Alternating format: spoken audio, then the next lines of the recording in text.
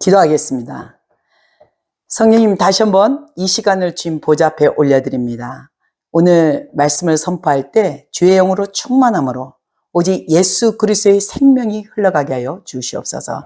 우리 듣는 한 사람 한 사람이 그리스도 안에서 하나가 되는 시간 되게 하여 주시옵소서. 감사합니다. 거룩하신 예수님의 이름으로 기도드렸사옵나이다. 아멘. 아멘. 저는 오늘 시편 51편을 갖고 하나님의 말씀을 나누고자 합니다. 51편을 썼을 당시 다윗은 하나님과의 언약이 세워지고 난 후 밧세바와 동거하는 간음죄를 저지르게 됩니다. 그리고 우리아를 살인하게 되고, 그런 가운데 나단 선지자를 통해서 이 죄를 하나님께서 깨우치게 하시고 회개케 합니다. 그리고 오늘 저에게 이 시편 51편을 묵상하면서 하나님의 이 말씀 가운데 정말 우리가 죄를 지었을 때 그 마음의 중심에 통회하는 마음으로, 이 통회하는 마음도 성령께서 부어주신다는 것을 알게 하셨습니다.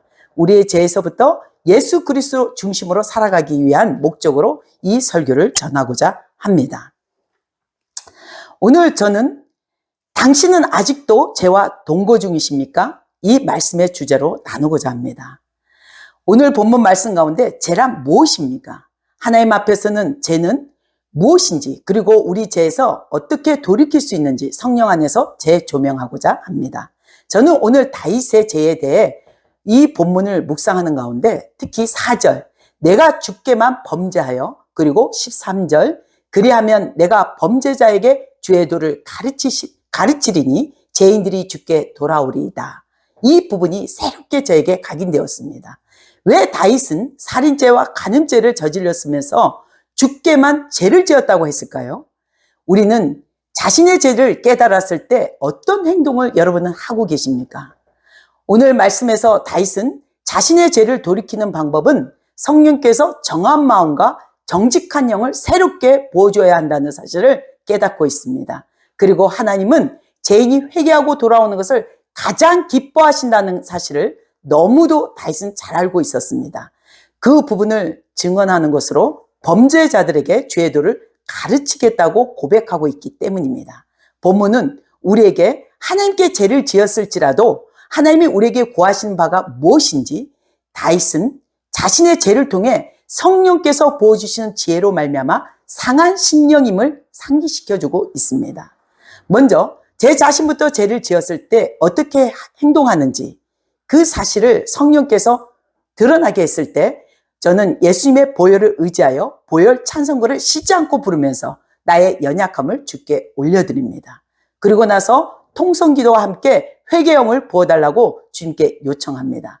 온전히 성령님을 의지하며 다시는 같은 죄를 짓지 않게 해달라고 간구합니다. 우리는 어떻습니까? 여러분은 죄라는 사실이 자신의 삶 속에 인지되었을 때 가장 먼저 어떤 행동을 취하고 계십니까? 본문 말씀은 우리에게 하나님 중심에서 벗어나면 자신들의 욕심으로 죄를 짓게 되는 것을 보여주고 있습니다. 그리고 그 죄에서 돌이키는 방법은 오직 성령께서 부어주시는 상한 심령을 통하여 우리는 재창조된 우리의 영혼이 거듭나게 되는 것임을 알 수 있게 됩니다. 우리는 성령님을 의지하여 진실함으로 정한 마음과 정직한 영이 부어지기를 두 손 모아 기도해야 할 것입니다. 다윗은 누구보다도 하나님을 의지하고 사랑했습니다. 하나님 또한 다윗을 사랑하셨습니다. 다윗의 삶 가운데 수많은 고난과 역경 속에서 하나님이 함께 하셨고, 다윗은 주님의 기름 부음을 사모하는 사람이었습니다. 오늘 본문 시편에 나오는 다윗의 죄 가운데 깨달아 알게 된 사실 근거로 우리에게 어떤 사실을 조명해 주는지를 세 가지로 제시해 보았습니다. 첫째, 우리는 하나님의 중심에서 벗어나게 되면 죄를 짓게 된다는 사실을 알게 됩니다. 둘째, 죄를 회개하는 방법은 예수님의 보혈을 의지하여 성령님께 정한 마음과 정직한 영이 부어지도록 구하는 것입니다. 셋째, 하나님이 구하는 제사는 성령님께서 부어주시는 상한 심령입니다. 먼저 첫째, 우리는 하나님 중심에서 벗어나게 되면 죄를 짓게 된다는 사실을 본문 1절에서 4절을 통해서 볼 수 있습니다. 죄는 히브리 원어로 하타라고 합니다. 하타란 하나님을 향한 하나님의 올바른 길에서부터 벗어나서 잘못된 곳으로 가는 행동을 가리킵니다. 여러분의 삶의 중심 가운데 누구를 바라보고 계십니까? 우리 삶의 중심이 누구를 바라보며 어떤 목표를 정하고 살아가고 있는지를 성령 안에서 재조명해야 합니다. 나의 중심으로 살아가는 인생은 멸망의 길입니다. 우리는 오직 예수 그리스도 중심으로 성령 안에서 묻고 살아가는 훈련을 통해 날마다 자신의 의지를 성령 안에 들여지는 순종의 삶을 살아가야 할 것입니다. 그래야만이 우리는 죄인의 길에서 서지 아니하며 오만한 자들의 자리에 앉지 아니하게 되는 것입니다. 우리의 죄는 오직 예수님의 보혈을 의지해야만이 정결하게 씻을 수 있다는 사실을 다시 한번 상기시켜야 합니다. 두 번째, 성령님께 정한 마음과 정직한 영이 부어지도록 구하라. 5절에서 12절 본문을 통해서 오늘 하나님의 말씀을 나누고자 합니다. 7절에 나오는 우슬초는 거룩한 예식, 곧 정결 의식 때 묻어난 물이나 피를 적셔 뿌리는 도구로 사용했습니다. 그 우슬초의 역할이 바로 성령님이십니다. 우리는 성령님의 도우심 아래 죄를 드러내 성령의 거듭남을 반드시 체험해야만 합니다. 여러분께서도 성령 체험했던 은혜의 기억을 이 시간에 소환해 보십시오. 성령께서는 회개형을 부어주셔서 내 속에 정한 마음을 창조하시고 내 안에 정직한 영을 새롭게 하신다고 오늘 본문 말씀은 말하고 계십니다. 그래서 다윗은 11절에 주의 성령을 내게서 거두지 마소서라고 고백하고 있습니다. 아직 성령 체험하지 못하신 분이 계신다면 이 시간에 간절히 성령님께 구하십시오. 사도 바울은 사도행전 9장에서 거듭남의 체험을 실제적으로 소개하고 있습니다. 바울은 빛으로 예수님을 만난 후 아나니아를 통해 주님의 성령 충만을 받은 즉시 눈에서 비늘 같은 것이 벗어졌다고 말하고 있습니다. 또한 그 거듭남은 우리를 새롭게 죄의 사명을 부어주십니다. 셋째, 하나님이 구하는 제사는 성령님께서 부어주시는 상한 심령입니다. 본문 13절에서 19절 통해서 하나님 말씀하고 계십니다. 다윗은 자신의 죄를 통해 성령께서 지혜로 알게 하신 것, 즉 하나님께서는 죄인들이 회개하여 돌아오는 것을 가장 기뻐하신다는 것을 깨달았습니다. 그리하여 13절에서 범죄자들에게 죄도를 가르쳐 죄인들이 죽게 돌아오게 하겠다고 자언하고 있습니다. 하나님이 죄인들에게 요구하시는 것은 바로 상한 심령이라는 사실을 명확하게 밝혀주고 있습니다. 시편 34장 18절에서도 여호와는 마음이 상한 자를 가까이 하시고 충심으로 통회하는 자를 구원하시는도다라고 말씀하고 계십니다. 그리고 스가랴 12장 10절에서도 내가 다윗의 집과 예루살렘 주민에게 은총과 간구하는 심령을 부어주리니 말씀하고 계십니다. 여기서 분명 간구하는 심령은 성령님에 의해서 부어져야 하는 것임을 말씀하고 있다는 사실을 기억해야만 합니다. 지난 수년 전에 저에게 성령께서 회개형을 부어주셨던 상한 심령으로 통회하는 마음을 갖게 했던 사건이 있었습니다. 바로 내 인생에서 성령 안에서 거듭나는 체험을 했던 순간이었던 것 같습니다. 2004년 가을 여동생이랑 강남 금식기도원에 3일 금식하러 갔었던 일이었는데 나의 믿음의 여정 가운데 교회 외에 처음으로 기도원을 첫 발을 디뎠던 사건이었습니다. 금식하던 중 어떤 강사님이 설교 내용이 성령께 회개형을 구하라는 주제였습니다. 말씀 시간이 끝나고 기도하는 시간에 나는 성령님께 간절히 구했습니다. 회개형을 부어달라고 소리치며 울었습니다. 맨 앞자리에 무릎 꿇고 엎드려 통곡하였습니다. 한참을 울다가 갑자기 고개를 들어 십자가를 바라보고 싶은 마음이 생겨 십자가를 응시하고 있었던 중 하얀 공 같은 것이 나에게 빛같이 달려오고 있었습니다. 그 순간 나의 이마에 그 빛이 성령의 인치심이라는 것을 느끼게 되었습니다. 그 빛이 나를 감싸더니 나도 모르게 두 손을 나의 머리를 짓뜯으며 뒹굴게 되었습니다. 콧물과 한 손에는 머리카락이 한 움큼 뜯겨있는 제 모습을 바라보던 여동생이 나를 말렸습니다. 여동생의 만류에도 저는 아랑곳하지 않고 떼굴떼굴 뒹굴면서 깊은 회개가 제 안에서 터지기 시작했습니다. 나는 죄인이며 큰 소리로 고함을 치며 울고불고 하는 동안 1시간 동안 성령께서 저에게 상한 심령, 곧 통회하는 마음을 부어주셨던 것입니다. 통곡이 끝나고 예배실을 밖으로 나오니 전에 느끼지 못한 공기와 햇빛이 나를 중심으로 비춰지고 있고, 그동안 햇빛과 공기가 평소에 내가 알고 있던 그 감정이 아니라 내 안에서 깊은 뭔가가 새롭게 변화된 모습들이 느끼게 되었습니다. 공기가 마치 하나님의 생기로 새 생명을 부어주는 것 같았고요. 햇빛은 너무도 눈부셔서 그 빛이 나를 감싸는 느낌이 진정 행복하다는 생각을 처음으로 갖게 되었던 것입니다. 그때 난생 처음으로 회개는 성령께서 통해하는 마음에서 부어주시는 것, 우리의 영을 열어갖고 예수님이 나에게 누구신지를 정확하게 조명하는 시간이었습니다. 나의 삶 중심 가운데서 서 계신 예수 그리스도. 여러분, 한번 오늘도 여러분이 성령 안에서 간절히 구하는 시간 갖기를 소망합니다. 그리고 저는 처음에 교회를 오게 된 경위가요, 10살 때 정말 저희 오빠가 전도사님이셨는데 오빠 손에 이끌려서 여름 성경학교를 갔던 기억이 있습니다. 저는 그때 정말 이 삶이 그동안 고난 가운데 달려왔던 모든 것이요, 저 혼자 겪었고 저 혼자 이 어려움을 겪었다고 생각했던 제 삶이 성령께서 그 회개형을 부어줄 때 그때 저에게 깨닫게 했던 마음이 있었습니다. 그 외롭고 고난과 역경 속에서도 부모가 돌아가시고 혼자일 때도 너 혼자 두지 않았다고, 내가 너와 함께 하였다고 말씀하신 걸 느끼게 되었습니다.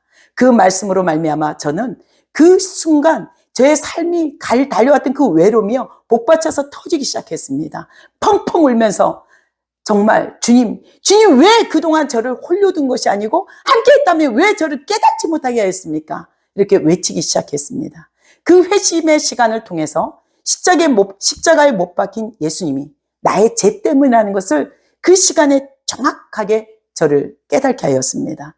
나의 마음에 각인되었고 그 십자가에서 흐르는 사랑을 붙잡고 지금도 북한 아이들과 살아나게 하셨던 것이, 저에게 그 사명을 주신 것이 명확하게 저는 믿습니다. 그 거듭남의 체험을 통해 나의 사명을 발견하게 된 그 귀한 통회하는 마음, 여러분도 이런 간증을 갖고 있습니까? 이런 증거를 갖고 있습니까? 오늘 다윗의 재해 고백처럼 여러분은 이제 어떤 결단을 하셔야 한다고 생각하십니까? 본문 말씀을 다시 한번 정리해 본다면 인간은 죄를 지을 수밖에 없는 연약한 존재임을 확인하게 됩니다. 그래서 우리는 하나님의 중심으로 바라보며 우리 삶의 목표를 예수 그리스도를 붙잡아 죄 가운데서 자유하게 될 것입니다. 자유하게 돼야 되는 것입니다. 그렇다면 우리가 하나님의 중심으로 살아가기 위해서는 날마다 성령님을 의지하고 묻고 살아가는 순종의 삶이 필요합니다.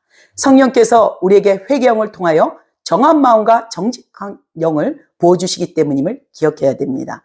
마지막으로 하나님이 우리에게 구하시는 제사는 수수를 드리는 것보다 진실함으로 드려지는 상한 심령이라는 사실을 확인할 수 있었습니다. 이제 여러분은 자신의 삶 가운데 하나님의 중심에서 벗어난 모든 죄를 성령 안에서 물으며 회개하는 시간을 가져야 할 것입니다. 이제 여러분이 섬기는 공동체나 교회에서 여러분의 동력자로서 세워줄 수 있는 것들은 어떤 부분이 있다고 생각하십니까? 신명기를 공동체 안에서 함께 정독하기, 소그룹 모임을 통하여 서로가 반복하여 짓는 죄들을 고백하며 어떻게 하면 그런 죄들을 자신들의 삶에서 분리시킬 수 있는지를 중보기도하는 모임 갖기, 1대1 상담을 통해 상대방이 왜 주님 안에서 온전히 서지 못하는 이유들을 코칭해주기 등을 직접 적용해 볼 수 있을 것입니다. 이 가운데 저는 가장 먼저 적용하고 실천해야 하는 목록 가운데 신명기를 공동체 안에서 부모와 자녀 세대들이 함께 읽기를 적극 추천해 드릴 수 있습니다. 저희 공동체 가운데 작년 한 달 동안 이 일을 실제로 가정에서 선교센터에서 적용하며 실천한 결과 자신들의 정체성이 세워지는 놀라운 결과를 볼 수 있었습니다. 아이들까지도 예수님이 자신들의 정체성의 뿌림을 고백하는 결과를 볼 수 있었습니다. 이제 여러분도 자신의 삶에 하나님의 말씀을 가까이 하며 자신의 죄들을 드러내게 하는 신명기를 통해 요시야 왕이 이스라엘 백성들을 모두 모아 신명기를 읽어주었던 사실을 기억하며 한번 따라해 보십시오. 그런 사실 후에 이스라엘 백성들이 바벨론 포로로 끌려갔을 때 그 말씀의 씨앗들이 바로 다니엘과 그 세 친구들과 같은 세상과 구별된 하나님의 사람들이 나타나게 된 동기입니다. 여러분, 이제 함께 신명기를 정독하며 자신들의 죄를 성령 안에서 자복하는 역사가 충만하게 일어나시길 기도합니다. 하나님 중심에서 벗어난 나를 성령 안에 온전히 드리는 시간을 통해 죄를 깨달아 회개할 수 있기를, 그리고 상한 심령이 부어지도록 간절히 기도해야 할 것입니다. 성령께서 부어주신 회개영이 나를 주께 돌이켜 통회하는 마음으로 상한 심령이 되기를 간절히 사모하며 기도해야 됩니다. 우리의 삶이 매일 드리는 제사가 되어야 할 것이고, 진심으로 애통하며 상한 심령으로 주께 나아가는 자가 되시기를 간절히 축원합니다. 그럼 여러분 모두 일어나 주십시오. 우리 모두 눈을 감고 가슴에 손을 얹어 우리의 마음을 열어서 하나님께 집중하는 시간을 가져보길 바랍니다. 현재 우리의 삶 가운데 모든 소유가 나의 것이라고 했던 것들을 성령 안에 모두 내어드리십시오. 이제 저희 것은 아무도 없습니다. 나의 삶의 주인은 오직 예수 그리스도 한 분이십니다. 이제 여러분은 결단하셔야 합니다. 내 안에 서 있는 우상이 내 자신이었음을, 그 죄를 자복하며 이제 그 죄에서 결별하겠다고 결단하셔야 됩니다. 여러분이 이제 오늘 본문 말씀을 근거로 해서 자신들의 삶 가운데 무엇을 실천할 수 있다고 생각하십니까? 여러분의 마음과 입을 열어 성령님을 초청하십시오. 여러분은 아무것도 할 수가 없는 존재이십니다. 오직 성령께서 도우셔야 됩니다. 자신들의 삶에 성령님의 기름 부음을 더욱 사모하며 날마다 상한 심령으로 살아갈 수 있는 은혜를 보여잡고 겸손한 자로 살아가기를 여러분께 제안합니다. 오직 예수 그리스도의 영광된 삶을 위하여 살아가시는 여러분이 되시길 기도합니다. 감사합니다. 기도하겠습니다. 참 좋으신 하나님, 오늘 이 말씀으로 우리가 새롭게 되게 하시고 더욱더 하나님의 동행을 기쁨으로 감당할 수 있는 은혜를 더하여 주시옵소서. 우리 한 사람 한 사람이 충만한 아름다운 교회로 세워지기를 소망합니다. 감사합니다. 거룩하신 예수님의 이름으로 기도 들었사옵나이다. 아멘. 하늘께 영광 돌립니다.